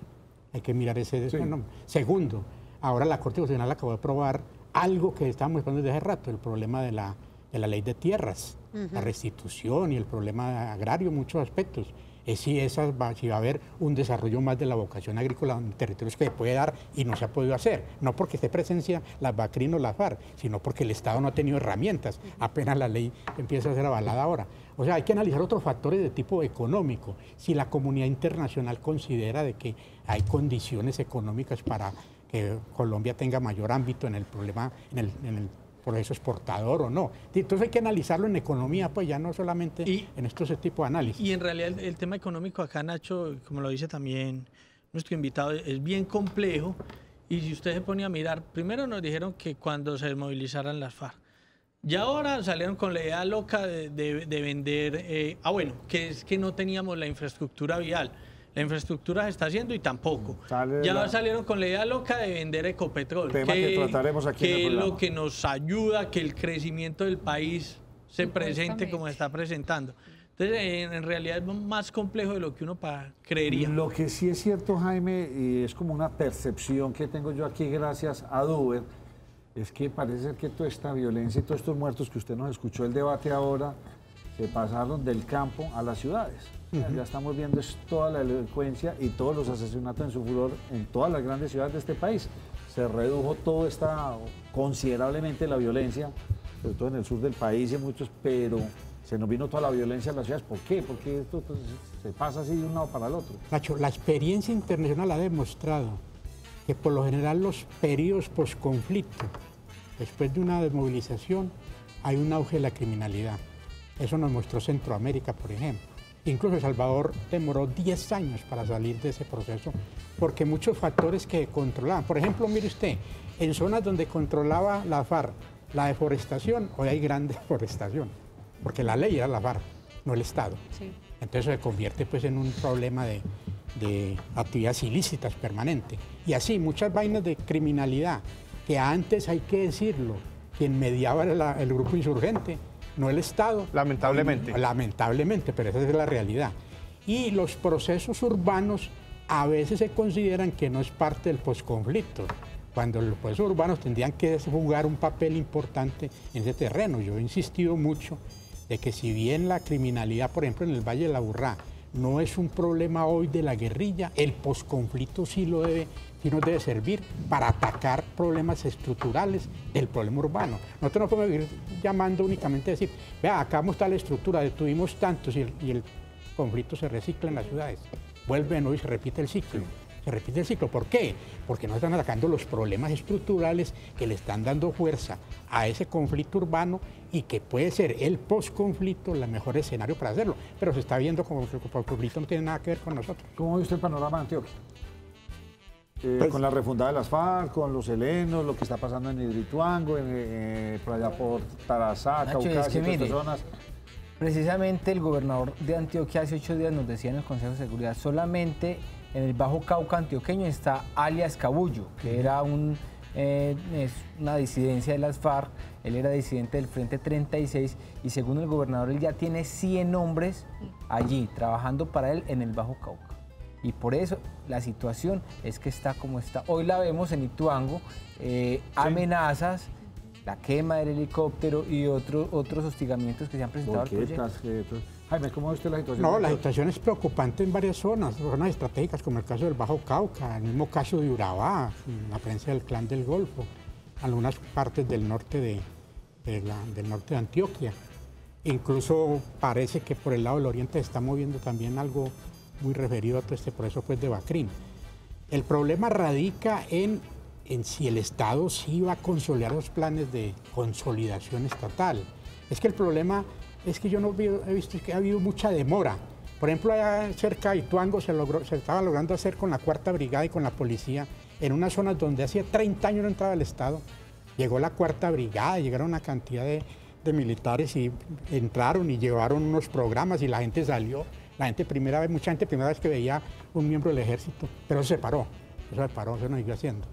Entonces, los planes tienen que ser continuos, permanentes, claro, de consolidación institucional. Es que son zonas donde... No de gobierno, sino de proyección a largo plazo. Ay, mi última pregunta para exprimirme porque estoy cogiendo la noche. ¿Cómo ve usted esta ley que se firmó la semana pasada, la ley de sometimiento? ¿Creería usted que todos estos otros delincuentes del país le van a jugar a esto, se van a someter? Bueno, yo he sido esperanzador en el sentido de que los abogados del Clan del Golfo que estuvieron en esta discusión con el gobierno estuvieran hablando realmente a nombre de la organización y que la carta que en su momento envió Otoniel mantenga aún la fuerza al seno de la organización, que sería la primera estructura en entregarse y la estructura más grande dentro de las bandas criminales. ¿Cuál es el problema que yo veo? Que algunas leyes, que en la ley de sometimiento, si bien se plantea una rebaja del 50%, empieza uno a ver, y luego estaría la posibilidad de una extradición cuando cumple el 50%, estaría uno mirando que si ellos van a Estados Unidos negocian en una situación diferente. De pronto les va mejor en la negociación. Sí, eso les sale mejor irse para Estados Unidos, sí, pagar 8 años claro, y de pronto aquí pagar 25 por una pena de 50. Entonces yo lo que pienso, ojalá la ley se haya dado sobre la base de que efectivamente sí tenga el compromiso de someterse, pero si es sobre la base únicamente de una expectativa, yo la veo muy difícil. Todo termina en eso, en la extradición y todo, entonces, o sea, todo lo que está pasando en este país de cuenta la droga. Los tenemos que mandar a todos a que los juzguen a Estados Unidos. Así es. Por Dios. Jaime, muchas gracias por habernos acompañado. Muchas gracias. ¿Usted está tranquilo o intranquilo con lo que se viene? No, yo con todos estos, incluso cuando comienza un proceso de paz, uno tiene que tener más moderación, más cuidado, porque uno sabe las dificultades tan enormes que hay frente a esto. Y usted sabe que el proceso de paz fue el tema clave en las elecciones y ganó quien efectivamente plantea consideraciones a fondo frente al proceso. Lo que yo digo es, ojalá empecemos a ver el problema más allá pues de las consideraciones electorales, porque viene una situación muy difícil. Es decir, si el proceso fracasa, espero que no, y si las bandas criminales se fortalecen, el tipo de conflicto que vamos a tener no es la confrontación armada con la fuerza pública únicamente, es una criminalidad que se va a desarrollar a fondo y que va a incidir mucho en las comunidades y en los sectores donde más ha dolido el conflicto armado. Jaime, muchas gracias. Bueno. Se robaron algo bien importante en Rusia. Ahorita nos lo va a contar Lina Moreno. Ya volvemos con ustedes.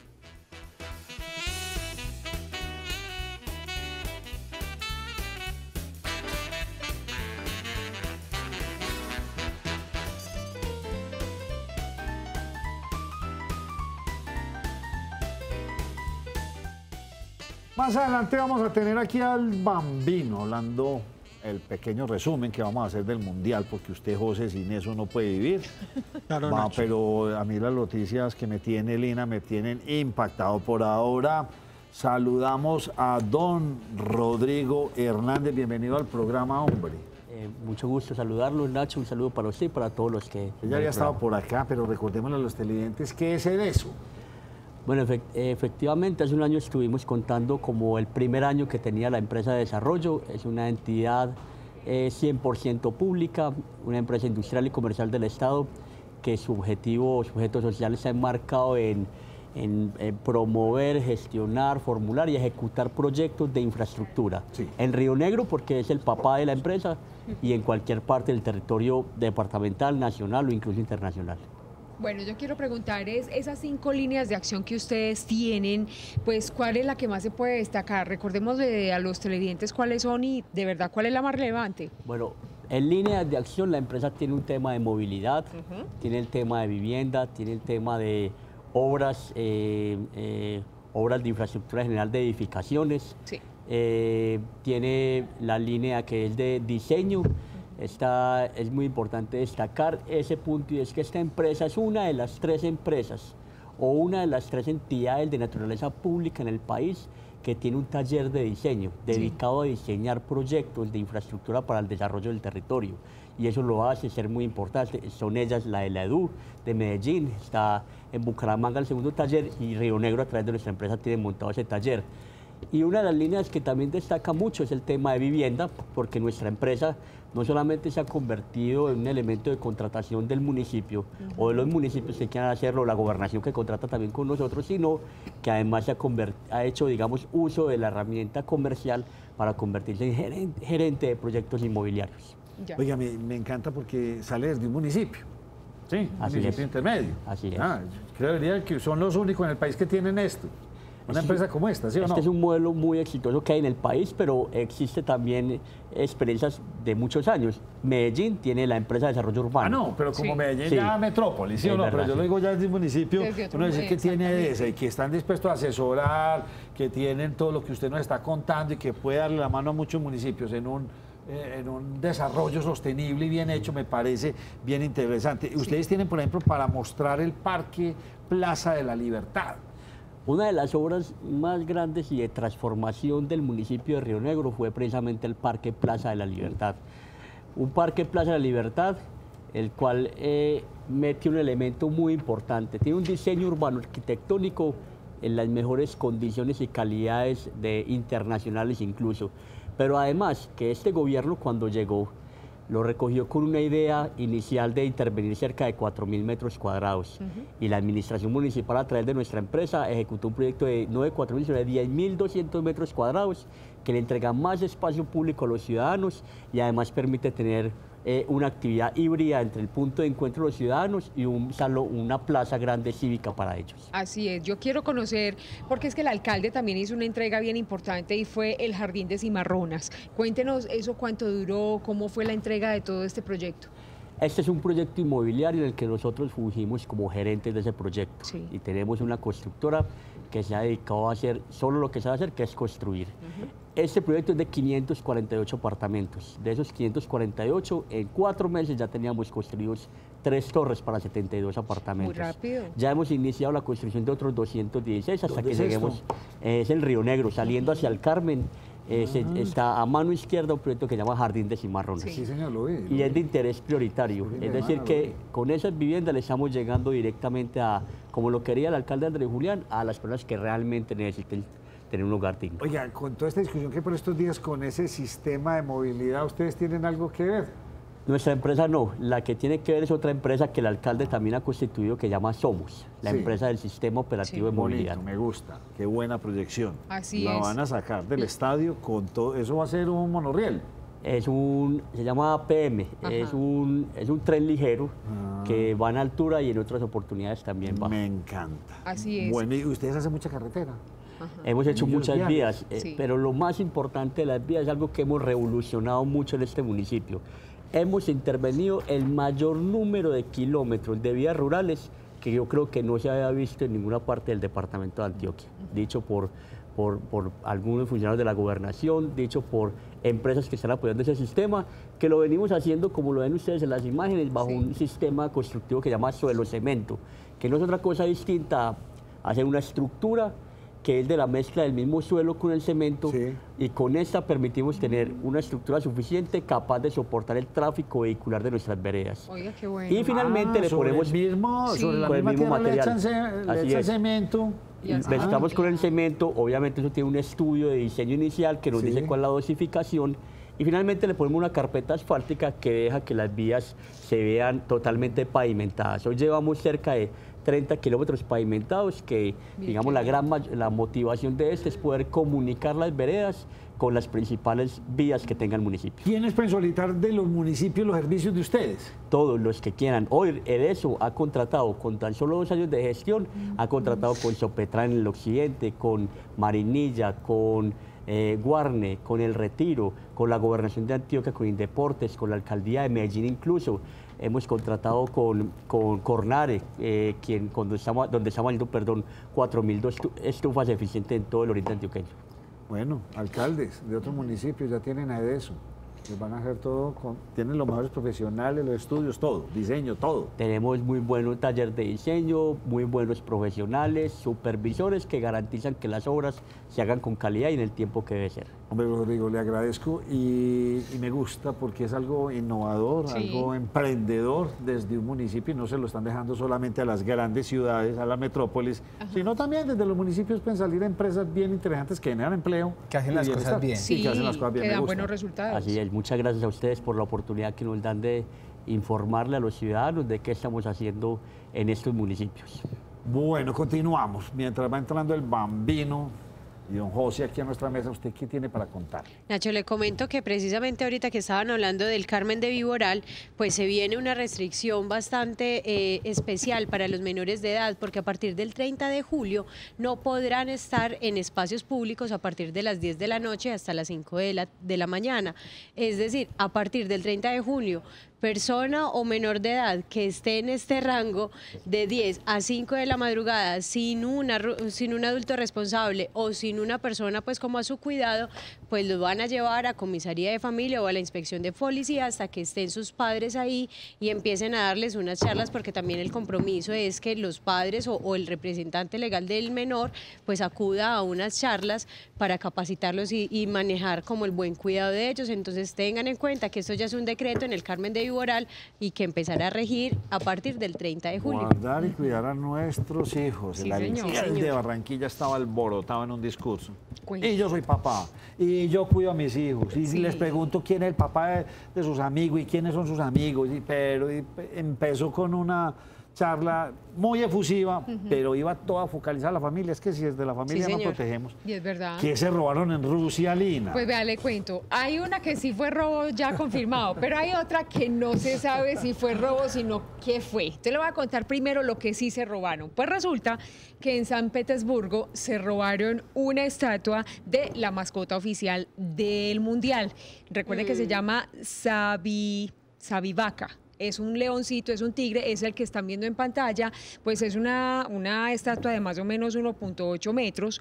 La robaron entre el 13 y el 15. Lo que pasa es que en la zona donde está ubicada, pues no hay cámaras como para saber. Eso no es una cosa grande. Es pesado, es casi de 2 metros. ¿En qué material será? Eso debe ser pesado. Pues yo no sé, pero oiga, el carretillero que se llevó eso, mejor dicho, nos ganaron. Nacho.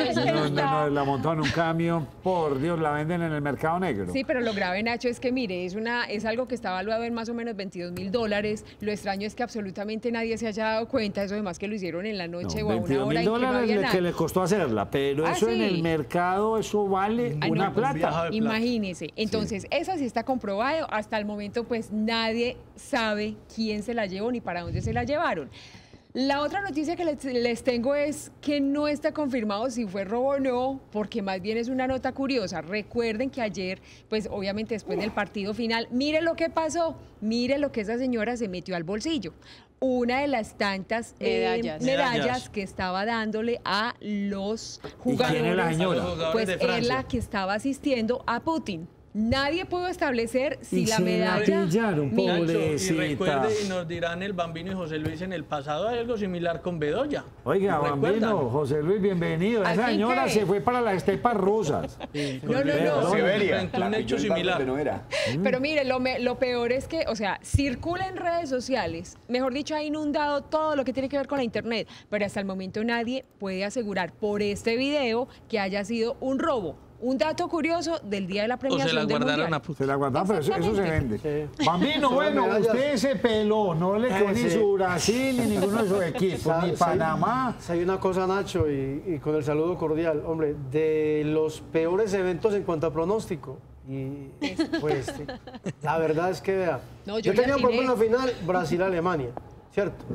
Tenía Argentina avanzando hasta el tercer lugar. Tenía por ahí un cuarto lugar, sí, a Francia, pero fue campeón Francia. Tenía goleador a Neymar, figura del Mundial Neymar, ¿cierto? Me peleé. Ya luego cuando clasificaron los 8, pensé que iba a llegar Inglaterra a la final, tampoco llegó Inglaterra a la final. No, sí. Además para las casas y para los pronósticos, fue un Mundial con muchos desaciertos. A recalcular Qatar. A recalcular Qatar dentro de 4 años. Y medio. y medio. Porque es en noviembre. Porque es en noviembre, del 21 de noviembre al 18 de diciembre. Está muy tristes porque les alargaron la cosa 6 meses más. Óigame, qué moreno para correr. Ese muchacho está equivocado de profesión. Ese muchacho debería correr los 100 metros largos. Mbappé. Kylian Mbappé. Oiga, pero Y no solamente corre. Ese muchacho, como atleta, yo creo que lo hace muy bien, ¿o no? Nacho, usted me permite, Vean antes de que nada ellos comiencen a analizar el tema, bueno, ya tenemos la imagen ahí, pero es que yo quería mostrarles a ustedes unas imagencitas de la clausura, porque hicieron hasta broma con esto, que incluyeron en la clausura un homenaje a Neymar.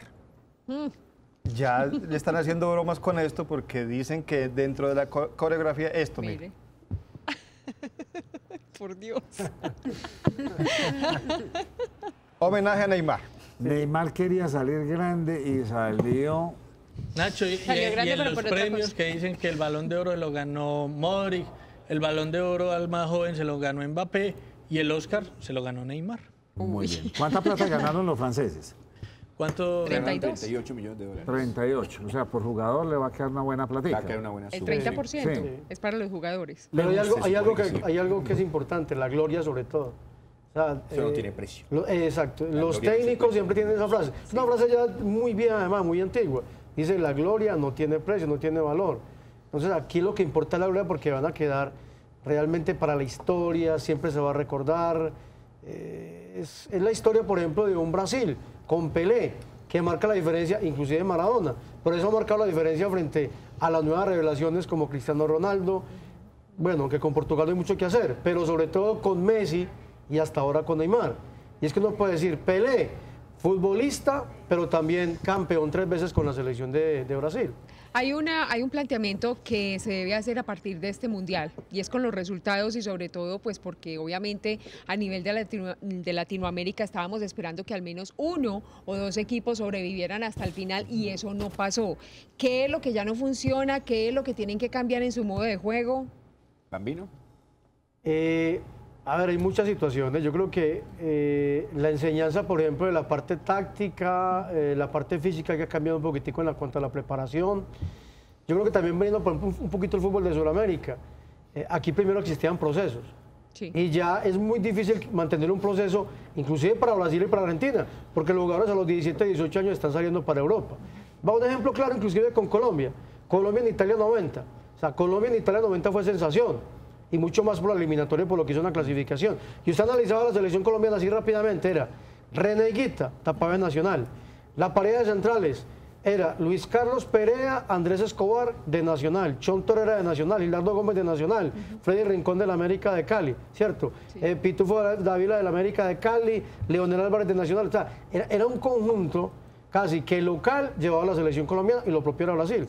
Y ahora jugadores a los 16, 17 años para el exterior y muy poco tiempo para trabajar. Pero eso tiene un punto positivo también, es que por lo menos hoy por hoy tenemos jugadores de categoría con la que no contábamos antes. Jugadores que se foguean con los mejores del planeta, a pesar de que no tienen un proceso. James, Falcao, Cuadrado, son jugadores que están en la élite del fútbol. Con otro estilo de fútbol. Valderrama y su corte, que para mí era mejor selección que esta, tenían mucho mejor equipo, pero no tenían ese fogueo internacional. Hicieron ese empate milagroso ante Alemania en el 90, pero quedaron eliminados ante Camerún.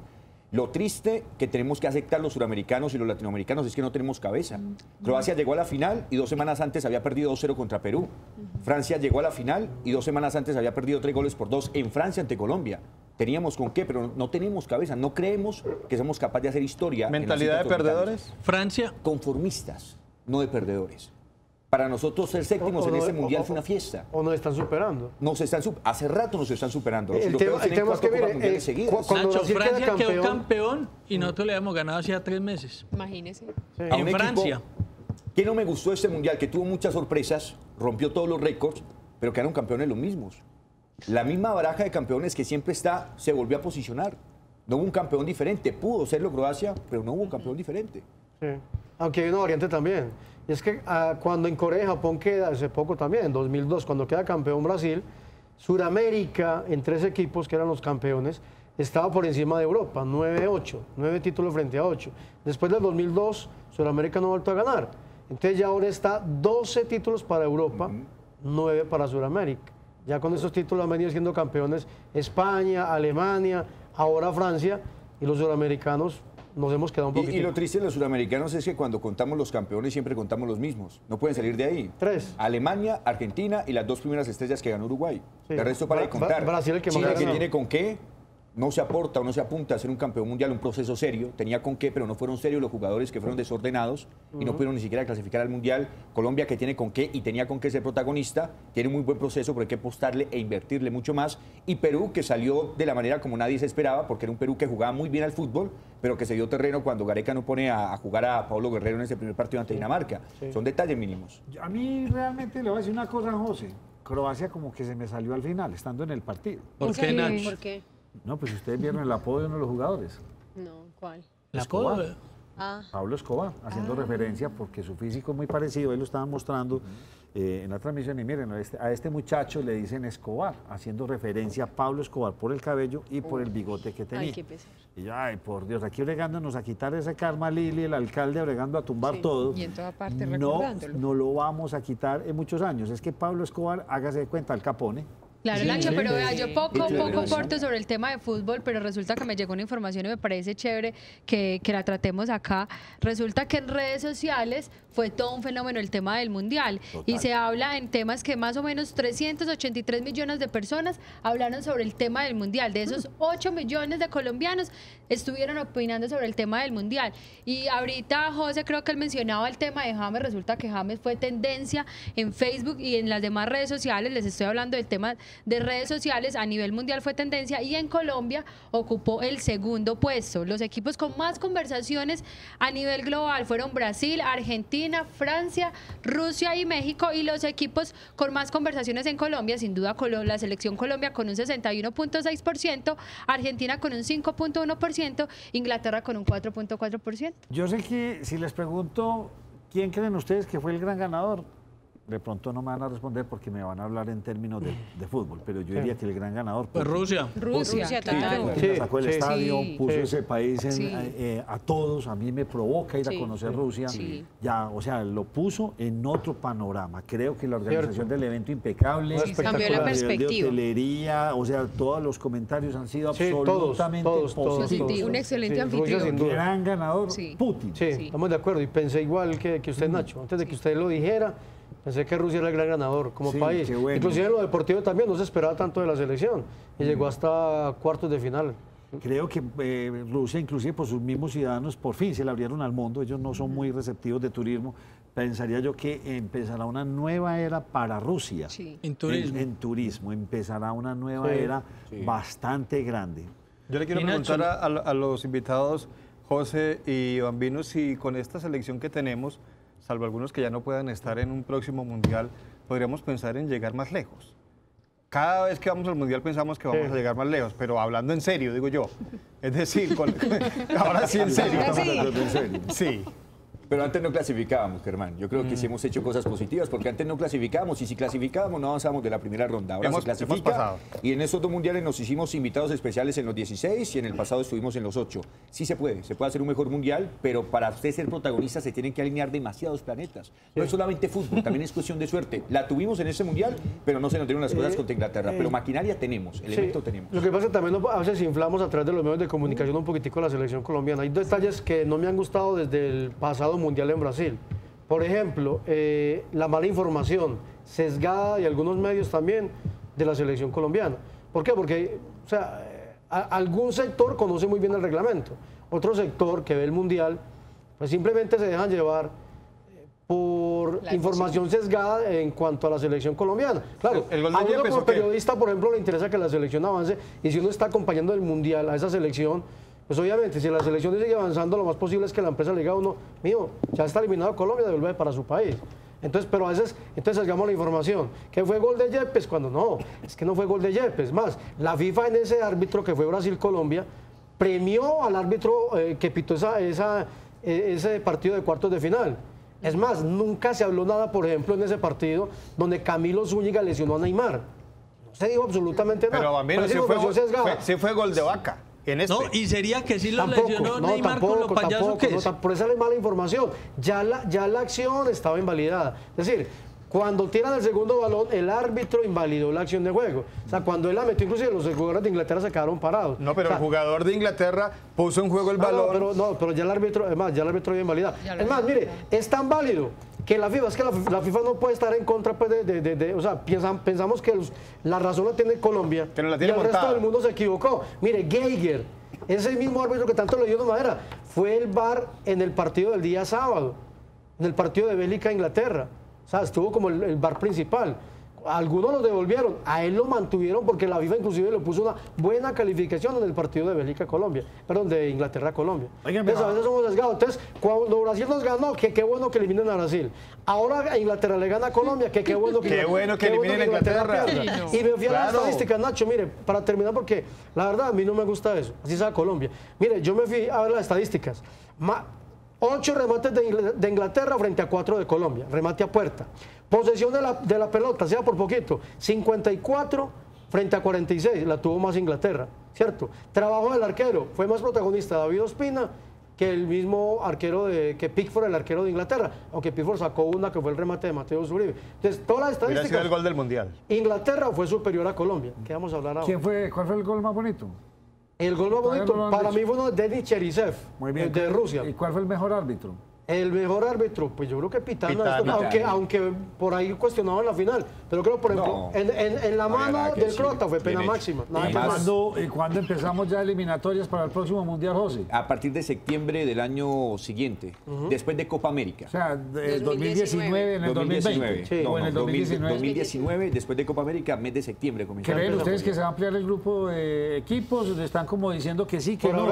Por ahora no. Por 32 por ahora, pero hay una propuesta. La Conmebol quiere que sean 48. La Conmebol. No lo dieron como oficial, que eran 48. En el Mundial de arriba. No, oficial de arriba, pero están en duda.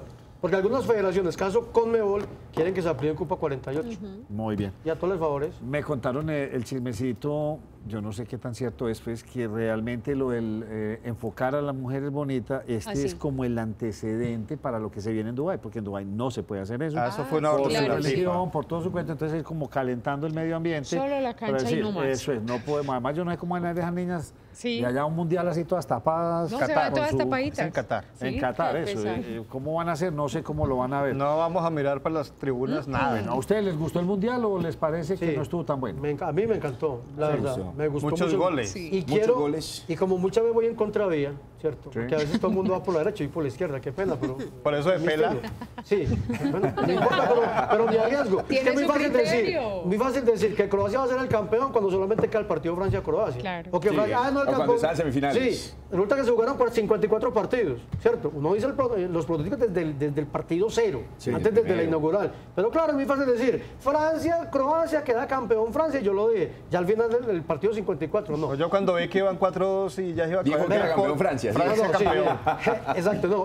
¿Por qué digo que voy en contravía? Porque lo que más destaco de este mundial, para mí es lo del VAR. Parece justo. Justicia. Hacía falta. El VAR, claro. Es que todos los deportes del mundo, la NBA cualquiera, va a la par de la tecnología. Como cualquier cosa, como en su casa. Completamente de acuerdo con usted. Hace 30 años en la casa, 40 años, para cambiar el canal era con una perilla de honor. Ya lo que necesitamos es sancionar a los artistas. Sí. Sancionar que dio todas las vueltas. Sí, Neymar. No, cancelado, no vuelve a jugar el mundial. Exactamente. Payaso. No. Váyase de actor. Lo mandamos para Bellas Artes. Premio mejor actor. Muchas gracias por habernos acompañado. Espero tenerlos para que hablemos en estos días ya del torneo que inicia en Colombia. Sí, la otra semana. Cómo se preparó el Nacional, el Medellín y el resto de los equipos. Tour de Francia, que Tour de Francia. Esta semana, toda la semana, montaña. Van a recuperar terreno los colombianos. Recuperación los colombianos. Yo creo que sí, Nairo Quintana creo que sí va. De hecho, hoy Lucho Herrera está cumpliendo un año, ¿no? Como 32 años de haber ganado la primera etapa para Colombia en un Tour de Francia. Ya pasó todo ese tiempo, por Dios. Fue en el 87, Ay, por Dios, cómo estoy de viejito. Alpe de Hueso. Ahora sí me di Para mí cuenta, es como si hubiera sido hace 10. Hace poquito. Dicen que fue un regalito de la Virgen del Carmen. El famoso Alpe de Hueso. Vamos a hacer una breve pausa y continuamos con el programa.